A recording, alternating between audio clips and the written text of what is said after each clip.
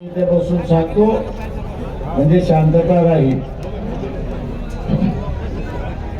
खाली बसा, निळा शर्ट वाले खाली बसा. तुम्हाला काही स्पेशल निमंत्रण नाही दिलेलं आहे.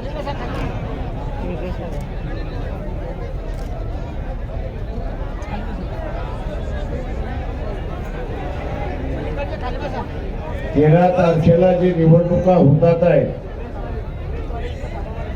त्याच्यामध्ये मराठवाड्यातले असणारे 3 उमेदवार आहेत. औरंगाबादचे उमेदवार आहेत अफसर खान, जालना जिल्ह्याचे आहेत उमेदवार प्रभाकर बखलेजी आणि बीडचे असणारे उमेदवार आहेत अशोक हिंगे.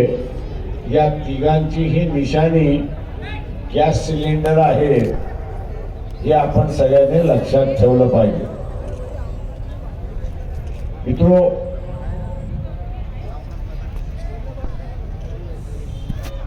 या निवडणुकीमध्ये आपण असताना पाहिलंय उमेदवार काँग्रेस शिवसेनेचा असेल किंवा भारतीय जनता पक्ष शरद पवार, भारतीय जनता पक्ष अजित पवार आणि एकनाथ शिंदे यांच्या उमेदवार आपण बघितले तर एकाच समाजाचा आहे. औरंगाबाद मधला त्याचा असणारा फरक आहे एवढीच असणारी परिस्थिती आहे. हे नुसते एका समाजाचे नाहीत तर हे नात्या गोत्याचे आहेत हे आपण असं लक्षात घ्या. हे सगळे मराठा समाजाचे आहेत पण तेही श्रीमंत मराठा समाजाचे. जरांगे पाटील यांनी उभा केलेला जो मराठा समाजातला वर्ग आहे त्याच्यामधला एकही उमेदवार दिलेला नाही.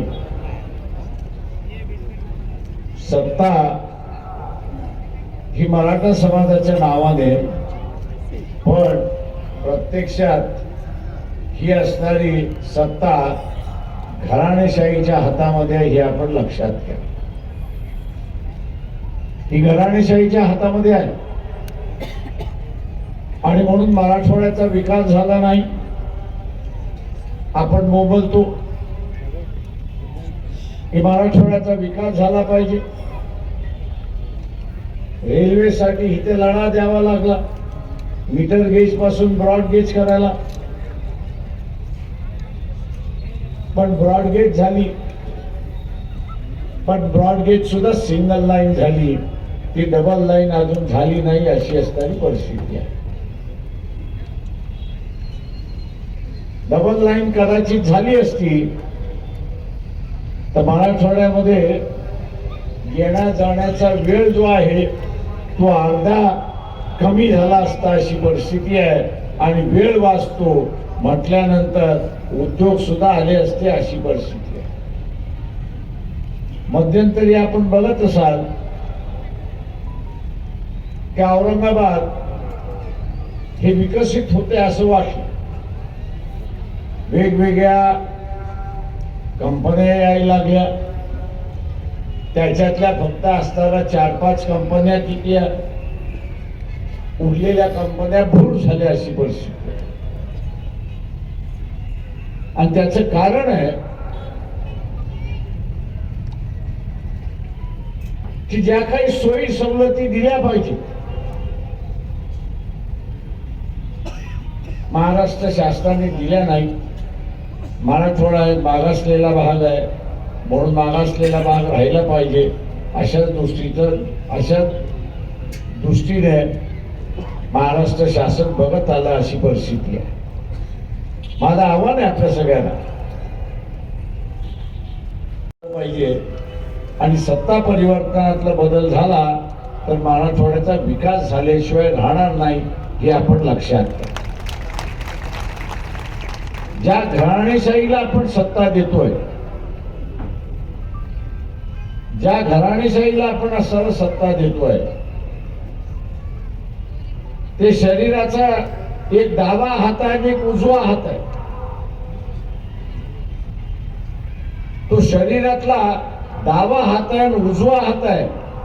सत्ता उजव्या हातात आली काय, डाव्या हातात आली काय, ती शरीराकडेच आली म्हणजे कुटुंबाकडे आली, अशी परिस्थिती आहे. आणि म्हणून आपल्याला या ठिकाणी नाचवण्यात आलं. इलेक्शनच्या वेळेस हे दोघं कोंबड्यांसारखे झुंजतात आणि आपल्याला असं वाटतं की यांची झुंज खरी झुंज आहे, पण यांची झुंज ही नौटंकीची झुंज असते. आपण लक्षात घ्या. देखावा असतो, फसवागिरी असते. इलेक्शनच्या दिवशी मतदान झालं की दुसऱ्या दिवशी दोघं एका हॉटेलमध्ये खाताना आपल्याला दिसतात आणि मग आपण म्हणतो अरे बाबा आता तर भांडत होते ना, आता कसं जमलं. त्यांचं भांडण कधीच नव्हतं. तुम्हाला फसवायचं होतं म्हणून भांडण होतं. काही प्रमाणात असणार तीच बाब या ठिकाणी होते, हे आपण लक्षात घ्या. मी इथल्या मुस्लिम बांधवांना सांगणार आहे की मुस्लिम मतावरती तुम्ही असणारा सीट जिंकू शकत नाही, अशी परिस्थिती आहे. चंद्रपूरमध्ये काँग्रेस पक्षाची असणारी उमेदवार मिसेस धानोरकर यांनी स्टेटमेंट केलं. जिंकणारी बाई होती असं मी त्या ठिकाणी मानतो. तिने स्टेटमेंट असं केलं की जिल्हा परिषदेची सत्ता, आमदारकीची सत्ता आणि खासदारकीची सत्ता ही कुणबी समाजातच असली पाहिजे. हिने स्टेटमेंट काय केलं की जिल्हा परिषदेची सत्ता, नगरपालिकेची सत्ता, आमदारकीची सत्ता, खासदारकीची सत्ता ही कुणबी समाजातच राहिली पाहिजे. चंद्रपूर मधल्या मतदारांनी सांगितलं आता तुला आम्ही बघतो, आम्ही तुला बघतो. आणि आता चंद्रपूर मधल्या ही सीट तिसऱ्या क्रमांकावरती गेले असे मला लोक त्या ठिकाणी म्हणत होते की फक्त कुणब्यांना मतदान पाहिजे असेल तर कुणब्यांनीच मतदान करावं, आम्ही कुणब्यांच्या विरोधात मतदान करणार, ही भूमिका त्या ठिकाणी झाली. एका समाजावरती इलेक्शन जिंकता येत नाही. तुम्हाला सर्व समावेशक व्हावं लागेल आणि सर्व समावेशक झाल्यानंतरच निवडणुका या ठिकाणी जिंकता येतील, अशी परिस्थिती आहे. आज या औरंगाबाद मध्ये चर्चा आहे की वंचित बहुजन आघाडीने एक मुस्लिम उमेदवार दिला.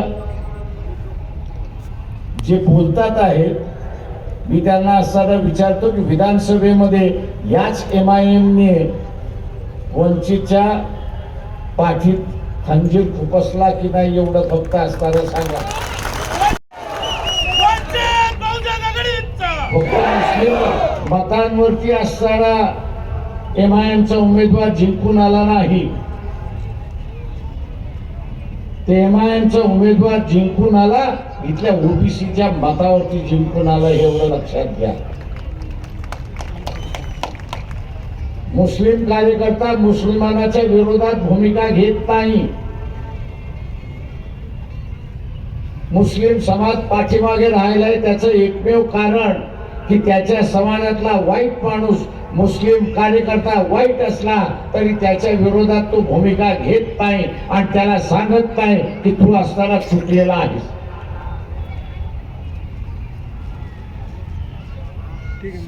ती मग ओळशी असेल किंवा इतर कोणी असतील, युती केल्यानंतर युतीचा धर्म हा निभावावा लागतो. तो निभावता येत नसेल तर युत्या करू नका.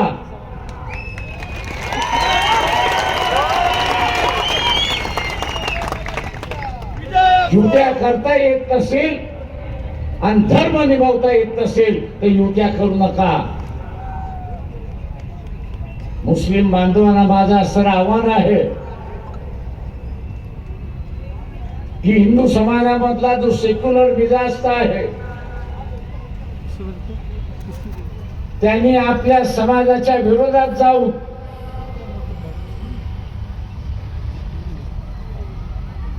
सेक्युलर उमेदवार आणि सेक्युलर राजकारण या देशामध्ये उभारलं पाहिजे म्हणून त्यांनी असताना एका मुस्लिम माणसाला मतदान दिलं.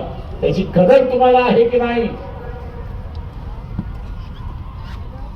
आणि मुस्लिम बांधव हे जर कदर करणार नसते तर येत्या काळामध्ये तुमच्या बरोबर कोण उभं राहणार नाही हे लक्षात घ्या. एका मौलवीला सुद्धा इशारा देतोय की मानवतेच्या नात्याने आम्ही तुमच्या बरोबर उभे राहू, पण तुम्ही सुद्धा मानवतेच्या नात्याने माणुसकी बरोबर आणि सेक्युलर बरोबर उभं राहायला त्या ठिकाणी शिकलं पाहिजे. फक्त माझ्या धर्माचा आहे आणि म्हणून सर्व गुन्हे माफ अशी असणारी भूमिका घेणार असाल तर जे बीजेपीचं राजकारण आहे, मुसलमानांना वेगळं पाडण्याचं जे राजकारण आहे ते यशस्वी इथला मौलवी आणि इथला मुस्लिम समाज करतोय हे आपण सारा लक्षात घ्या. बीजेपीच्या राजकारणाला यशस्वी कोण करणार असेल तर इथला असणारा मौलवी करणार आहे आणि इथला असणारा मुस्लिम बांधव करणार आहे हे आपण लक्षात घ्या. इथल्या हिंदू समाजामधल्या सेक्युलर विचाराचा जो आहे, हिंदू समाजातला जो सेक्युलर विचाराचा आहे त्यांनी असं सांगितलं की मी धर्म बघणार नाही, मी धर्म बघणार नाही, त्या माणसाचं कर्तृत्व बघणार आणि त्याला मतदान त्या ठिकाणी देणार. ते मागच्या वेळेस दिलं. जी मुसलमानाची भावना ते आम्हाला इथे असणारा हिंदू मतदान देत नाही आणि जिंकत नाही ती सगळी पार मोडीत काढली अशी परिस्थिती, ती पूर्ण मोडीत काढली आणि या देशातला सेक्युलर हा मुसलमानाला सुद्धा जिंकू शकतो हा इतिहास त्यांनी निर्माण केला. हा इतिहास निर्माण केला. हा इतिहास तुम्हाला कायम करायचा आहे की नाही हा त्याच्यातला महत्वाचा भाग.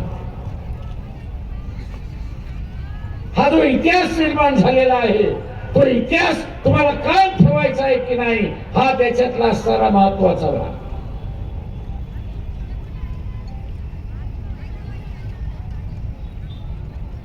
कालच मोदीचं वाक्य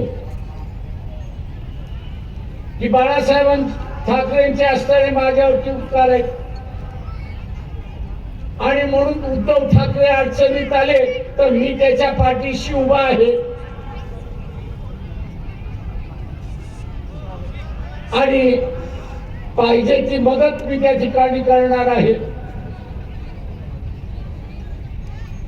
हे उद्याच्या येणाऱ्या राजकारणाची नांदी आहे हे आपण लक्षात घ्या. ही उद्याच्या राजकारणाची नांदी आहे.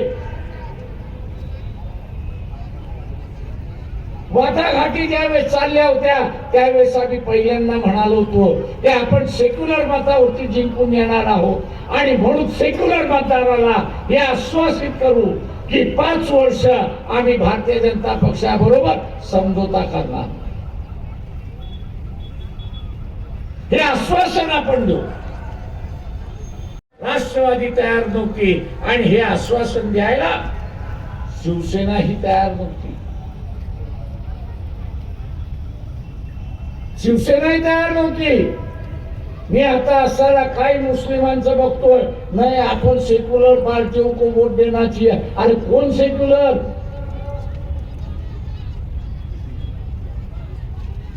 कौन सेक्युलर? 25 वर्ष शिवसेनेचा उमेदवार भारतीय जनता पक्षाबरोबर होता.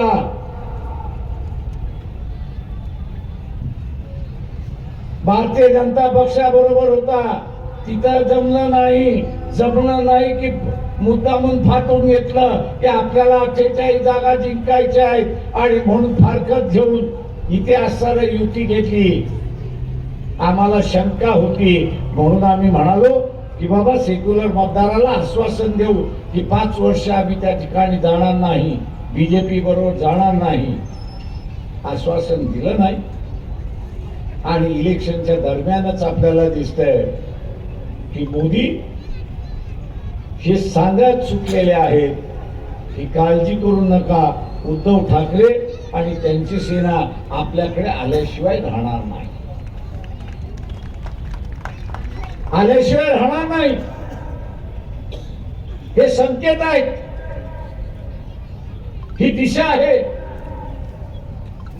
आणि मग मी इथल्या मुसलमानांना विचारतो, किस जबान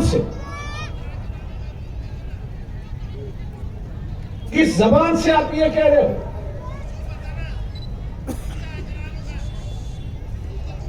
कि शिवसेना जो है ये सेक्युलर हो गई, सेक्युलर मिजाज का दिमाग हो गया. कांग्रेस ने एक वॉशिंग मशीन का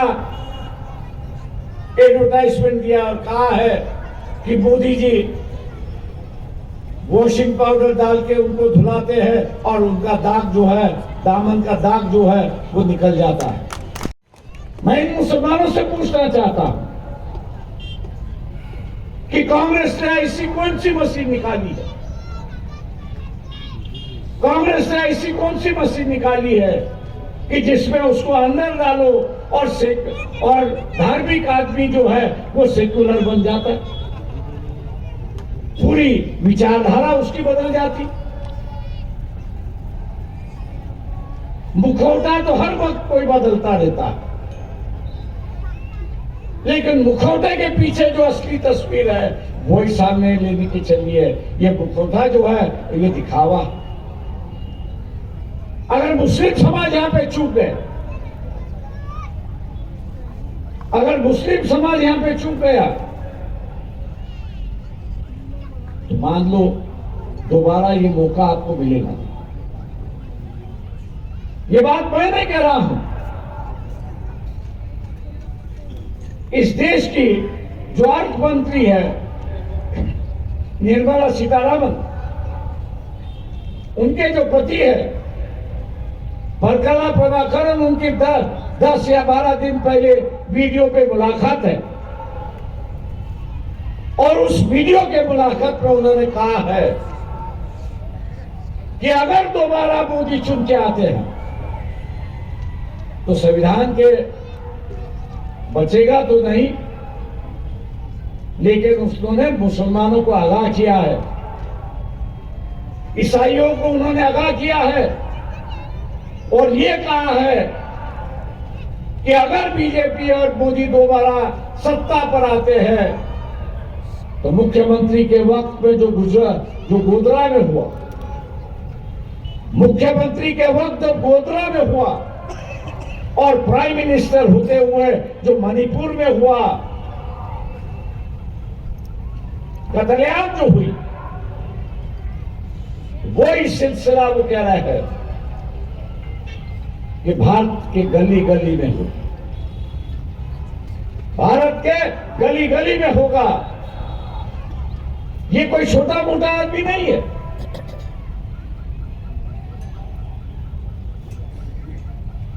जिसके बीवी के हाथ में इस देश की पूरी तिजोरी है और उसके सही के बिना, सिग्नेचर के बिना या कुछ हिलता नहीं है, ऐसे व्यक्ति आपको आगाह करना. इसलिए इस बात को नजरअंदाज मत करो, इस बात को आप नजरअंदाज मत करना. कुछ लोग मुझे कहते हैं इतिहास का दोहराता है कि हम तो लड़ने वाली कौन है. मैं उनसे ये पूछता फिर गोधरा में क्यों नहीं लड़े भैया? ये जो इतिहास जो है वो सबक सिखाता है कि वह हम लोग लड़ना चाहिए। ये नहीं कि उसकी दुआ दे के हम लोग ये करें। अगर हम लड़ेंगे नहीं तो अपने आप को बचाएंगे नहीं, और लड़ना है तो या इस बार वोट के माध्यम से लड़ना है, और यही देखना है कि हम लोग दोबारा इतिहास इस औरंगाबाद में दोबारा।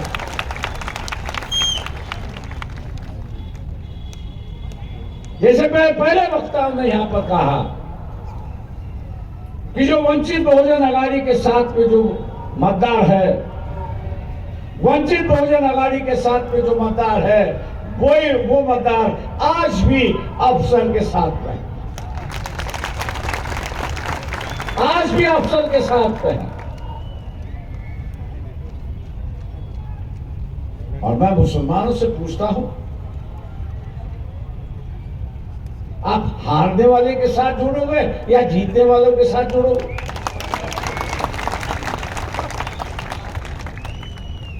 गलतियां तो मुसलमान करते आ रहा है। औरंगजेब के मजहब पर वंचित बहुजन अघाड़ी है। मोहम्मद पैगंबर का दिल जो है वो वंचित बहुजन अघाड़ी ले आई। हिजाब के खिलाफ यही सम्मेलन होने वाला था और उस लड़की का सत्कार होने वाला था। कौन कह रहा था? यहाँ वंचित बहुजन अघाड़ी। और मैं नहीं समझता कि आपके रुझान जो है वो कांग्रेस की तरफ है कि जिससे आपके समाज को एक उम्मीदवारी नहीं। महाराष्ट्र में एक भी उम्मीदवारी नहीं, राजस्थान में एक उम्मीदवारी नहीं, मध्य प्रदेश में एक उम्मीदवारी नहीं। और मुसलमान आज ये कह रहा है कि हम कांग्रेस के साथ जुड़ो। जो गलती आप लोग ने पिछली बार की, मुस्लिम समाज ने तो पिछले बार जो गलती की और उसकी वजह से बीजेपी आई है, और उसकी वजह से बीजेपी आई है। इस बार भी अगर मुस्लिम समाज गलती करेगा, इस बार भी अगर मुस्लिम समाज गलती करेगा तो बीजेपी आने का दोष जो है वो मुसलमानों पर यहां पर होगा। मुसलमान क्या चाहता है कि बीजेपी की सरकार ना है, नरेंद्र मोदी प्राइम मिनिस्टर ना बने। वंचित बहुजन अघाड़ी में वही एजेंडा लेके चलिए। फिर आपको जुड़ने से कतराते क्यों?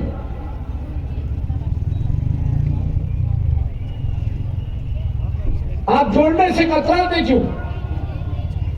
आपका मजहब तो ये सिखाता है कि जिसमें जुल्म हो रहा है, अत्याचार हो रहा है, उसको साथ दो, उसके साथ रहो, तो अल्लाह आपको दुआ दे। यहां मालियों को टिकट नहीं है, धनगरों को टिकट नहीं है, और किसी समाज को नहीं दिया। और अत्याचार जो होता है वो जिनको टिकट दिया हुआ है कांग्रेस वालों ने, वही तो अत्याचार मुसलमानों पे कर रहा है। इस बात को आप भूल गए। एक नया रास्ता, दोस्ती का रास्ता, भाईचारे का रास्ता, विश्वास का रास्ता, सेक्युलर का रास्ता वंचित बहुजन अघाड़ी आपके सामने रखा। वंचित बहुजन अघाड़ी आपके सामने रख रहे। आज बीजेपी और नरेंद्र मोदी ये कह रहे हैं, इनडायरेक्टली कह रहे हैं कि कांग्रेस का जो एजेंडा है वो मुस्लिम लीग का एजेंडा है, और उसके आगे जाके ये कह रहे हैं कि देश का बंटवारा हो। कभी आपने सोनिया गांधी इसके खिलाफ का बयान दिया, ये आपने सुना है? जिनकी हिम्मत नहीं है अपनी इज्जत बचाने की हिम्मत नहीं है, वो आप लोगों की क्या हिफाजत करें? आपकी अगर हिफाजत करना है तो आपको ही हिफाजत करना जरूरी है। और इसलिए मैं आप लोगों से ये कहता हूं कि हम लोगों की कोशिश है कि मुस्लिम समाज अपने पैरों पर खड़ा हो, और इसलिए इस इलेक्शन में 5 जगह जो है वो मुसलमान कैंडिडेट हम लोग ने उतारे। अफजल खान उसमें से एक है। वक्त हो चुका है, इसलिए मैं आपसे गुजारिश करता हूं, विनती करता हूं कि ये तीनों उम्मीदवारों की जो निशानी है ये गैस सिलेंडर है। गैस सिलेंडर का सामने का बटन दबाकर इनको भारी वोटों से जिताइए। इन्हीं वक्तों के साथ रजा लेता हूं। खुदा हाफिज़।